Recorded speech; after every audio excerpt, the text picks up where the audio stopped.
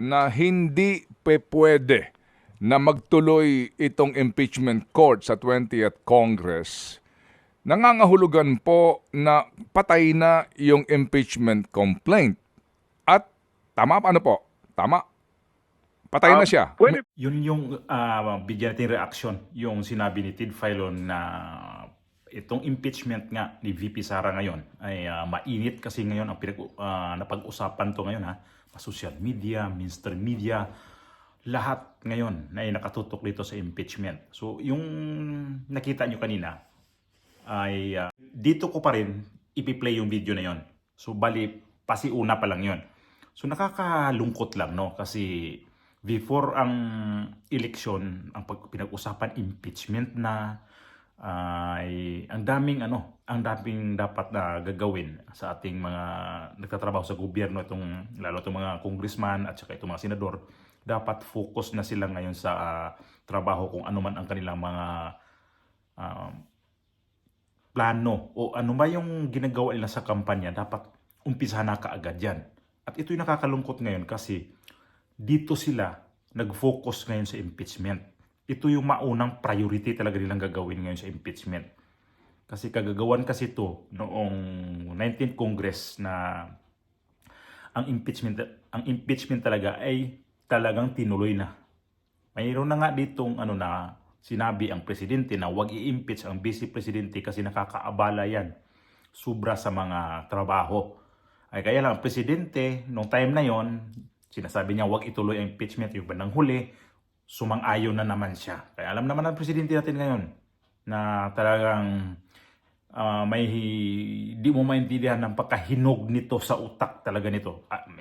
Naalog, mayroong nauntog. Ay nako, ang hirap lang no. Kasi nga nakakalungkot itong mga bagong halal ngayon ng ating mga official, congressman, mga senador ay dapat focus na to sila sa kanilang mga batas-batas kuno na gagawin dito sa sa pagdating nila sa kanilang mga trabaho. Kaya lang hindi to nila maagad-agad maumpisahan kasi sa impeachment nitong lintik yawa na tong walang katapusang impeachment na balita. Okay, ito yung video na yon na in-interview itong ni Ted Filon, itong si dating Senate President Frank Drilon, na ito rin to siya ay minsan nauntog, minsan naumpog, minsan naalog utak din itong senador na to kasi palibasa kasi may edad na rin eh. Ito, pakinggan natin at sundan natin tong video na to ulit kung ano talaga ang pwede natin na maidugtong-dugtong nito sa kanyang mga interview o mapakinggan natin. Play ko yung video. Kung ito pa'y matutuloy o baka naman po ito questionin sa kataas-taasang hukuman, tayo lang po ay humingi ng mga legal opinion dito po sa veteranong senador at isa rin pong mahusay na abogado, si former Senate President Franklin Drilon. Good morning po, Senator. Good morning, sir. Hi, Ted. Magandang umaga po. Sorry to bother you, pero ito po yung napaka-importante. Sabi nga ni Tito Sen, ito ay prejudicial question. Senator, yung pong 19... Mayroon ko nabasa kasi mga comment dito, bakit daw ito si Franklin Drilon ay in-interview ni Ted Filon na bias to. Totoo naman, may pagka-bias din to siya. Pero para sa akin, tama lang din to kasi ito si Franklin Drilon, hindi naman natin din pwedeng veterano tong mambabatas. So dapat talaga kung ano ang kanyang pwedeng i-opinion nito sa impeachment nito kasi ito siya nagkaroon din naman to ng mga karanasan dito sa mga batas na lalo yung impeachment kasi nakaranas din to sa mga pag-i-impeach dati ni Corona. So isa to siya. Kaya mas maganda to ginawa ni Ted Filon na yung may mga karanasan na at mga veteranong mambabatas talaga ang kanyang ini-interview. So okay ako dito sa ginawa ni Ted Filon kahit pasabihin sa iba na bias daw to si Drilon. So in fairness naman kay ito si Ted Filon kung bias to na pagka-media, hindi to siya magtawag kay Drilon. So ito rin ang video.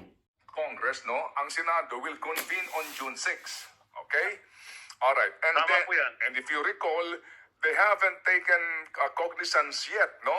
Sa floor, sa plenary, nung impeachment complaint na iyon na inihain po ng Kamara.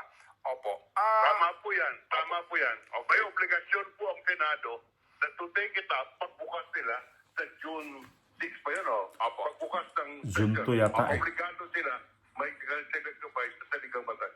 Okay, opo. Sir, kapag po sila'y tumalakay doon at sabihin na natanggap namin ito, obligado ba rin sila na i-convene ang Senado bilang impeachment court? Obligado po sa ating saligang batas pag dumating po ang impeachment complaint sa Senado. Tungkulin po ng Senado na to convene the impeachment court agad. Okay, opo. So kapag po mag-convene sila, obligado ang mga senador to take their oath as as senator judges. Tama po yan. Okay. So obligado po silang magsimula na ng impeachment process. Tama po yan. Sa saligang batas po yan. Yan ang sinasabi. Okay. Ang Naisip question ko lang po talaga. ni Senator Tito Soto o ng iba is that aabutan po ng adjournment ng pagsasarado po ng 19th Congress Ito yung sinasabi ko. itong impeachment court na ito. Will it Ito yung sinasabi ko, na inabutan talaga sila noong adjourn noong 19th Congress. Di ba nakwento ko to? Ito nasunod tong video na to ha.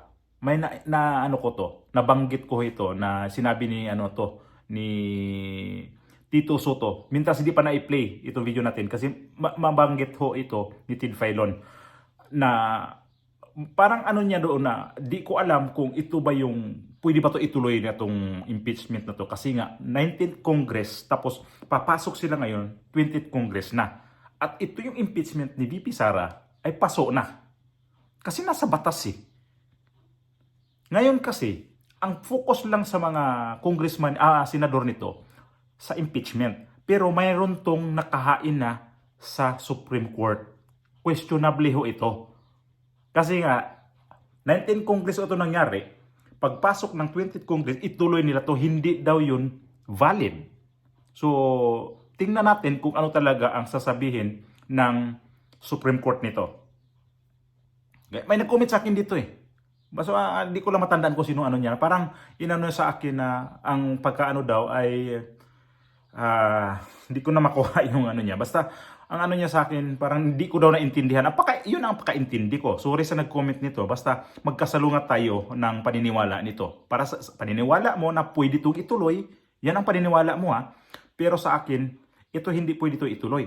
At para sa akin naman, mas maganda maituloy talaga itong impeachment na to para maglatag talaga ng ebidensya.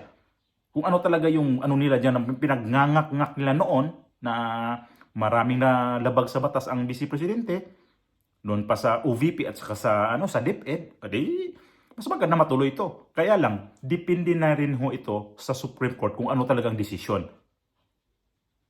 be still valid yung pong impeachment complaint na kanilang tatalakayin on June 6?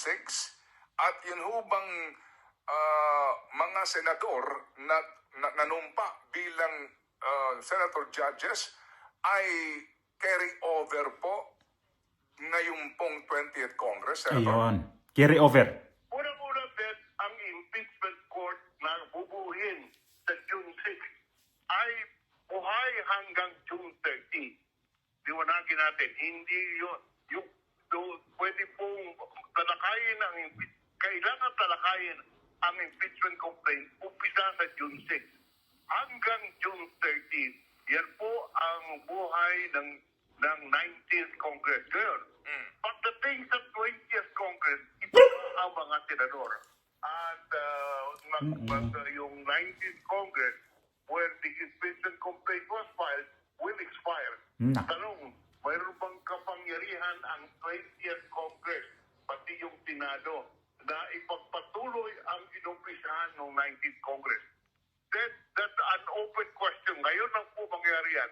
2 beses po ako naupo as impeachment court, Senator Judge. At ako po yung Secretary of Justice ng ilang taon, 4 na taon. Iyan po, issue na yan ay hindi po nare-resolve. Kaya po, Tama lang talaga, 'di ba? Sabi ko, tama lang 'to, kinuha at tinawag in-interview si Tid Filon. 2 beses pala siya nagiging judge ng impeachment. I think kay Corona o kay Joseph Estrada. Yun ho yung yun ho yung nagkaroon siya ng judge, kasama ho siya doon sa impeachment na yun. So ito ngayon, sa DOJ, nagiging DOJ secretary to siya. Former, panahon ni, kung hindi ako nagkamali, panahon ni Cory Aquino. Ito siya yung nagiging SOG. So ito na nga, sabi ko. So ito pa, hanggang June 30 valid. Kaya lang, hindi naman ito matatapos sa June 30. Hanggang July sila nito. Magbalitaktakan. So anong gagawin nito? Ang laki nga daw questionable ito eh. First time in history na may ganitong nangyari. So, ang gulo, di ba? Ang gulo. Kung mangyayari ganito, sa aking tingin bilang abogado, pagpasok ng 20th Senate, 20th Congress, ang gagawin ng kampo ni Vice President Duterte, i-questionin po ang jurisdiction ng 20th Congress. At ang unang mag-decide po niyan kung may jurisdiction o wala ay yung dalawang 24 senators sa impeachment ang senator judges. So ulitin ko lang, ang unang mag-decide sa question ng jurisdiction ay yung 24 na senator judges. Ano man po ang decision nila ay dadalhin po sa Korte Suprema yan. Halimbawa, sabihin natin ng 24 na senator sabihin, may jurisdiction kami dahil ang Senado ay continuing body at naumpisahan na ito ng Senado bilang impeachment court, patuloy po ang aming jurisdiction. Hindi po mawawala dahil sa nag-expire yung 19th Congress, kaya ipagpatuloy namin ang paglilitig ng kaso dito po sa impeachment court. Yung decision na yan, kung yan ang gagawin ng impeachment court, dadalhin ng kampo ni Vice President, kung gusto nila, dalhin nila sa Supreme Court on a question of jurisdiction. Ngayon, so that's one scenario. Kung sabihin ng impeachment court, wala na kaming jurisdiction dahil sa yung nagbuo ng impeachment court ay nag-expire na ang Kongreso. Yan po ay dadalhin din, kung gusto nila, dadalhin ng House of Representatives bilang impeachment prosecutors doon po sa Supreme Court to decide on the question. So, yan po, Ben, ang sinasabi namin bilang mga abogado, yan po ay case of first impression. Ang unang-unang kaso na ganyan. Hindi ko alam po ang jurisprudence sa Amerika dahil di ko ba napag-aralan ng masinsinan nito. But just painting the next step, yun po ang aking nakikita. Okay, opo. Sige. So ito ngayon, himayin natin ng kaunti, Senator Frank. Ito po kasi kung manunumpa itong 24 ngayon bilang mga senator judges, meron dyan na mga, kumbaga, retiring na, no? Wala na po sila sa 20th Congress. So, kung manunumpa itong kasalukuyan nakaupo dyan at mawawala po, no, yung ibang senador, nangangahulugan sa 20th Congress, pasusumpain na naman yung mga bago bilang senator judges, no? Ganon. Tama po yan. Yan po ay sa ating appellate court. Halimbawa, sa Korte Suprema, pag may kaso. So, interrupt lang ako konti dito. So, ibig sabihin, ito halimbawa, June 6 ba tama ang ano niya? O June 2, basta sinabi naman kanila June 6. So, ito na yung mga, mga senador na bali mag-ano sa judge, iyon pang mga luma. Kaya lang, pagdating ng June 30, yung mga lumang ibang senador niya, kagaya ni Villar, itong si Cynthia Villar, mawawala na ho yan. Kasi, paso na siya eh. O sino pa bang wala na ngayon na sa mga senador na papalitan na ng bago? Villar lang ba? Hindi, no? Sino pa ba? Di ko na matandaan kung sino yung mga senador natin na uupo bilang itong impeachment nitong 19th Congress. Pero pagdating ng June 30, hindi na ho yan sila pwedeng uupo kasi paso na sila eh. Si Cynthia Villar natalo, hindi na siya senador. Panibago na naman panibago na naman ng mga uupong judge ng mga senador. So, yun ang pagkaintindi ko na magpalit sila. Tuloy natin. Ang gulo, no? Naguluhan ako. Kaya ito sila di umusad-usad sa kanilang trabaho dapat kasi nandito nakafocus sa sa impeachment. Nung pending, umabot ng compulsory retirement age ang ilang maestrado, hindi ibig sabihin wala ng jurisdiction ang Korte Suprema. Ang bagong halal na ang bagong appointed na Supreme Court Justice, yan po ang mag-take over at ipagpatuloy ang paglilinis ng kaso ng kaso. Dahil sa collegial body po ang magde-decide, hindi individual. On the other hand, ito pong impeachment court constituted during the 20th Congress, 19th Congress. Kaya ang argument is on both sides. One side will say that expiry hindi na po pwede.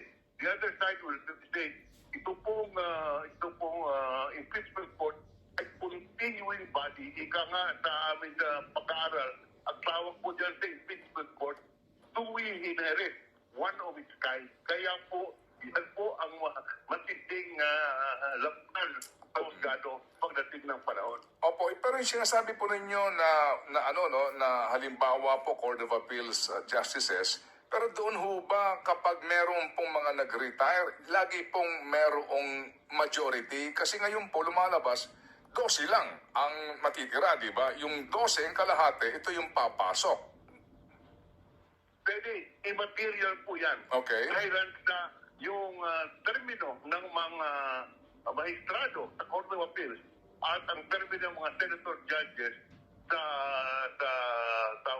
impeachment court ay nasa ilalim po yan ng nature ng entity as a continuing body. Ibig sabihin, hindi po apektado dun po sa pag-expire ng mga termino ng mga miyembro ng impeachment court or ng Court of Appeals.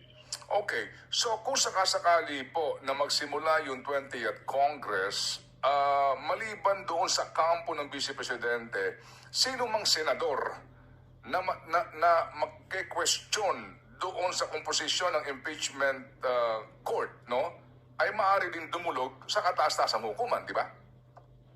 Hindi po dapat ang senator judge ang mag-question. Kasi judge Ito na yung si Amy Marcos kasi gusto niya mag-idulog to sa Supreme Court. So hindi daw pwede, sabi ni Drilon. Yun ang sabi nito, di ba, ngayon?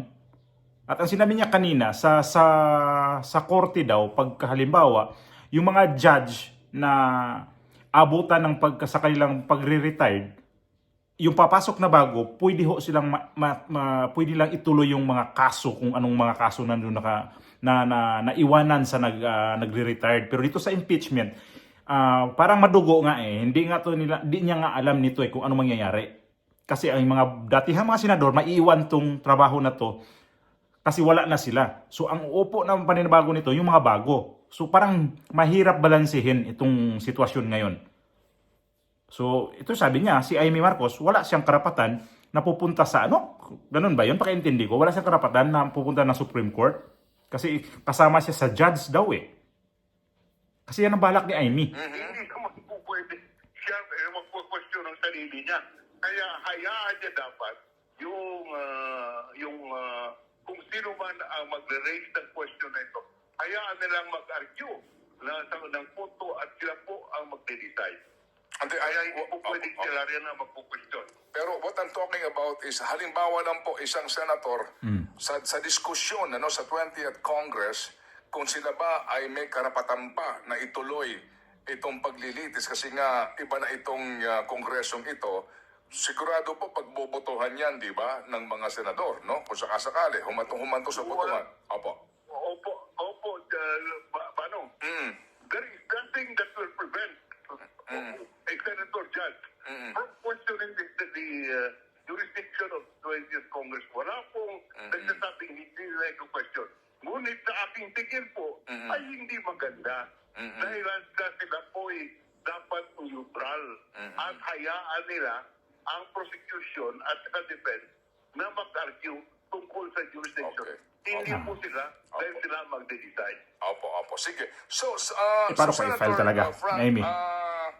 sabi ho ninyo, ito po ay magiging unang kaso ito, unang sitwasyon ito, and this will be really very, very interesting. Pero kung kayo po ang tatanungin, ano po ang inyong school of thought dito? Ano po ang dapat ang mangyari? Sabi ko nga, kami po mga abogado, kami po ay sumasagot, base doon sa aming nalaman na president. Ito po walang president eh. It's either way, it can go either way. Kaya po, gusto ko magsagutin ang inyong tanong, pero po, hindi ko po madidesidihan kahit sabi ko nga, wala pong president ito. At kami yung mga abogado, kahit yung mga magistrate, magtitingin po yan sa president. Nalabuan talaga siya. Nalabuan talaga dito sa sitwasyon ngayon sa impeachment. Kasi di niya masagot eh. Kaya, Na hindi pwede na magtuloy Ito na yun itong kanina, impeachment court sa sa bungad. 20th Congress. Nangangahulugan po na patay na yung impeachment complaint. At tama paano po? Tama? Patay na siya. Pwede po ma-argue yan. Okay, Pwede patay po na. ma-argue yan. So patay na. Kung patay na ito, nangangahulugan na sa loob ng isang taon, hindi na pwede maghain ng panibagong impeachment complaint laban kay VP Sara. ayun na sabi ko. Yan din ay hindi po masagot ng diretso dahil ito po ay bago po ito. Ano? Huwag niyo kalimutan. Opo. Ito si Drilon, no? Hindi. Lasing ka talaga, Drilon eh. Sagutin mo na kasi yan. Kasi nga, di ba? Kayo ang gumagawa ng batas na ganyan. Na once na maghain ka ng impeachment, kayo mismo ha, kayo mong babatas, kayo maghain ng impeachment, banned ka ng 1 year bago ka maghain ulit ng impeachment. Kung hindi ito umubra, hindi kayo nakapag-impeach. Halimbawa, ito si VP Sara ngayon, hindi nyo ma-impeach sa mga senador. Naka-file na to noong nakaraang taon. Itong taon na to, hindi sila pwede mag-file. Lalo pa, naabutan to ngayon ha, itong June. Kasi itong tatalakayin nila. Pagdating ng June 30, ito na yung malaking question mark na. Itong senador na to, di niya nagmaang-maangan eh. Sagutin mo kasi ng diretso. Drilon. Ang hirap kasi sa iyo pag hindi talaga pabor sa inyo. Ayaw yung sumagot. Pero pag pabor sa inyo, ay nako, ang laki ng ngisi nitong palaka na to. Parang palaka ang bibig nito eh. Pero, klarong-klaro eh. Mga batas, kayo ang nagpapanday ng batas, tapos hindi nyo maisagot ito. Hindi nyo masagot to. Kalukuhan. With this Congress is a new Congress. Ayun na nga. Kaya will the 1-year rule apply? Hindi ko po, wala po akong sagot. Oh, Talaga pong... yun na yun. Talaga pong, Naintindihan nyo? Ayun na, sinabi niya. Nag-apply ka nung nakarang taon, tapos ibig sabihin, hindi nag-work out yung nyo, impeachment. So, i-apply nyo ulit ngayon. Yun ang ibig sabihin niya. Ibalik natin ng konti, no? Balit lang. lumikha ito ngayon. A new Congress. Okay. Kaya Okay. will the 1-year rule apply? Hindi ko po, wala po akong sagot. No, di ba? Talaga pong... Di na. Talaga pong, lumikha ito ngayon ng mga paribagong question legal. But again, sa ngayon po, Senator, ano po ang inyong masasabi sa binabanggit po ni VP Sara na dapat matuloy nga ito. Matuloy, And no? she wants actually blood bath. Ako rin, gusto ko matuloy. Magkaalaman na daw. Yun sabi niya, para magkaalaman na. Yun. Ayan po, matuloy man o hindi, ay hindi po ang sagot dyan, hindi personal. Hindi kung ano ang opinion ni Vice President Sara, hindi po yan ang masusunod. Ang masusunod, yung ating jurisprudence, yung ating batas, yung Supreme Court decision po. Malinaw na ito'y aabot talaga sa Supreme Court. Ito yung sabi ni VP Sara. Gusto ko matuloy. Gusto ko to matuloy. Kaya lang, sabi ni Drilon, hindi pwedeng masunod si VP Sara. Ang pinakasolusyon nito ay ang batas. So, aabot talaga sa Supreme Court ito. Mayroon di ko lang ma-recall kung anong mayroon dito sa Supreme Court ngayon. May nakapinding to ha. Pero ito yung sistema ngayon. Yun yata yung 4 na impeachment na final na magkasunod-sunod na wala. Yung pang-4 ito yung tinuloy nila. Pero yung 3, sinabi ko nga to, na archive lang. Pero yung pang-4 kasi pumirma, binayaran sila ng tag 150 million. Ito yung tinuloy nila. So, yung sa 3, questionable, yun yata yung nasa Supreme Court ngayon. So, ito ngayon, kahit maumpisahan to sa Senado, mukhang pagka may nag-file na nito, matitigil to. Aantayin na. So, mamura talaga to. Yung sinabi nga kanina ni Ted Filon, paktay na to. Or initially, yung decision ng impeachment court. At kung lalalim na Court Suprema, ang decision ng Court Suprema, ang masusunod, hindi po yung opinion ni Vice President Sara. Of course, she's entitled to have her own opinion, but kung legalan ang pag-usapan natin, yan po ang sagot ng impeachment court at ng husgado ang mangingibabaw, hindi po yung opinion. Opo, sige po. Sa panghuli po, Senator Frank, sino po lamang ang tingin ninyo ay maaaring dumulog sa Supreme Court dito po sa Yun, magandang tanong. legal question na ito? Hindi po prejudicial question. Well, prejudicial in the sense na kailangan subayin mo lang. Pero ito po ay hindi technicality, hindi po prejudicial question ito kung hindi question of jurisdiction. Okay. Sino pwedeng dumulog sa Supreme Court? Depende po kung ang decision ng impeachment court ay may jurisdiction, pwede po questionin ni Vice President Sara ang decision ng impeachment court sa Court Suprema.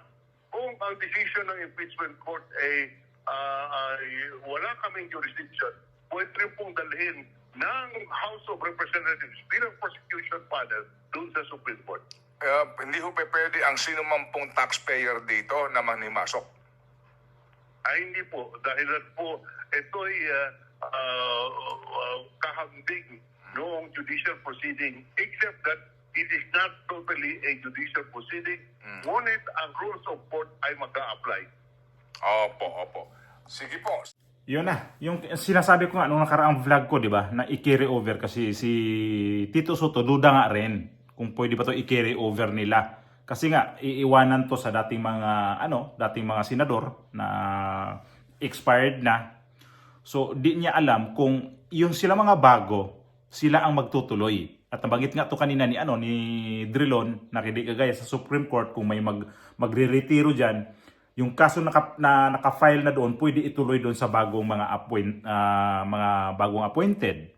So itong sa kasi, itong sa Senado, alam naman natin na mga Senado uupo dyan ay mga elected ho yan. So, kunting kalaman lang ha, kunting paintindi ko lang.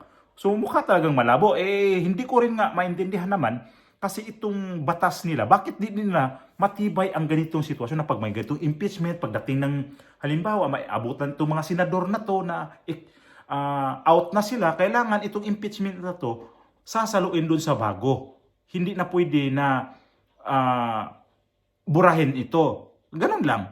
Hindi ito pwede burahin. Ituloy-tuloy ho ito. Pero nga ito kasi ang labo Ang labo talaga. Kaya ito ngayon mukhang dito pa lang sa sistema nito, itong sa impeachment na to, advance talaga itong si VP Sara at disadvantage itong mga nagpa-file ng impeachment. So anong gagawin sa nagpa-file ng impeachment yan? Iyak na naman yan. So ang kanilang pagbalingan na naman yan. Si Escudero, kasi si Escudero ang nagsisit na ng pitsa kung kailan sila magsimula. Malamang yan ha, malamang yan. Yan talaga nilang pupunterihan sila si Escudero kung sino man dyan. Kaya itong impeachment ni VP Sara, 50-50 ang labanan dito ngayon.